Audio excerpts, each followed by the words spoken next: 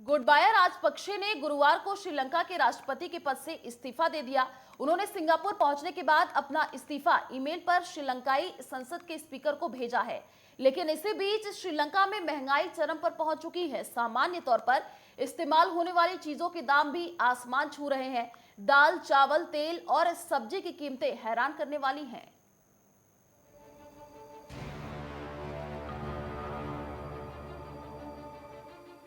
श्रीलंका इन दिनों अपने सबसे बुरे दौर से गुजर रहा है। आर्थिक संकट के चलते देश बदतर हालात में पहुंच चुका है। प्रदर्शनकारियों ने राष्ट्रपति भवन से लेकर सरकारी चैनल पर जनता ने कब्जा कर लिया है। श्रीलंका के राष्ट्रपति ने गुरुवार को सिंगापुर पहुंचने के तुरंत बाद अपना इस्तीफा सौंप दिया। दरअसल गोटबाया राजपक्षे बुधवार को श्रीलंका से तब भाग गए थे जब प्रदर्शनकारियों ने उनके आवास पर कब्जा कर लिया था। आर्थिक संकट से जूझ रहे श्रीलंका के अगले राष्ट्रपति कौन होंगे, ये चर्चाएं इन दिनों जोरों पर हैं। देश में जारी आंदोलन के बीच मौजूदा राष्ट्रपति गोटाबाया राजपक्षे के भाग जाने के बाद नए राष्ट्रपति का चुनाव होना है। वहीं दूसरी ओर रिपोर्ट्स के अनुसार श्रीलंका के संसदीय अध्यक्ष गोटाबाया राजपक्षे के आधिकारिक इस्तीफा मिलने के बाद विधायी निकाय बुलाएंगे और इसके 225 सदस्य अगले हफ्ते नए राष्ट्रपति का चुनाव करने के लिए मतदान करेंगे। जीतने वाले उम्मीदवार को संसद के भीतर एक साधारण बहुमत हासिल करना होगा। साथ ही उन सैकड़ों हजारों श्रीलंकाई लोगों का विश्वास और आश्वासन भी हासिल करना होगा जिन्होंने विरोध आंदोलन में भाग लिया है।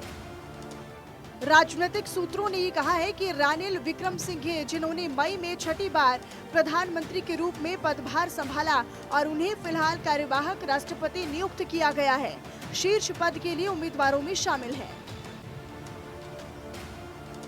सूत्रों ने कहा कि हालांकि विक्रमसिंघे की पार्टी के पास संसद में केवल एक सीट है, लेकिन श्रीलंका के सत्तारूढ़ श्रीलंका पोदुजाना पेरामुना यानी SLPP के कुछ वर्ग, जिनमें राष्ट्रपति के भाई बासिल राजपक्षे भी शामिल हैं, उनका समर्थन कर रही हैं।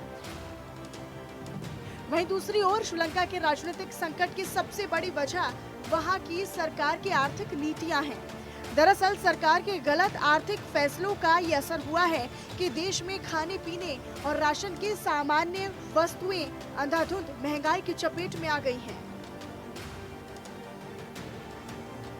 लोगों के लिए खाना पीना भी बेहद मुश्किल हो चुका है।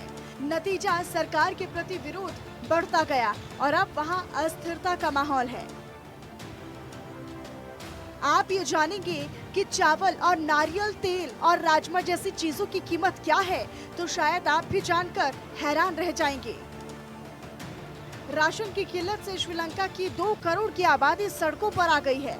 चावल का एक्सपोर्ट करने वाला श्रीलंका अभी से आयात कर रहा है और इसकी कीमत 450 रुपए से लेकर 700 रुपए प्रति किलो के बीच है।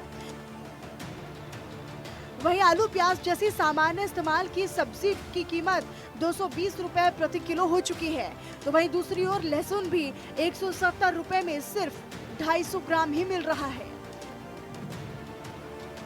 नारियल और नारियल तेल के सबसे बड़े उत्पादक देशों में से एक श्रीलंका में इन दिनों नारियल की कीमत 85 से 100 रुपए प्रति नग पर पहुंच गई है, जबकि नारियल तेल 600 रुपए से लेकर 1000 रुपए प्रति लीटर के बीच मिल रहा है।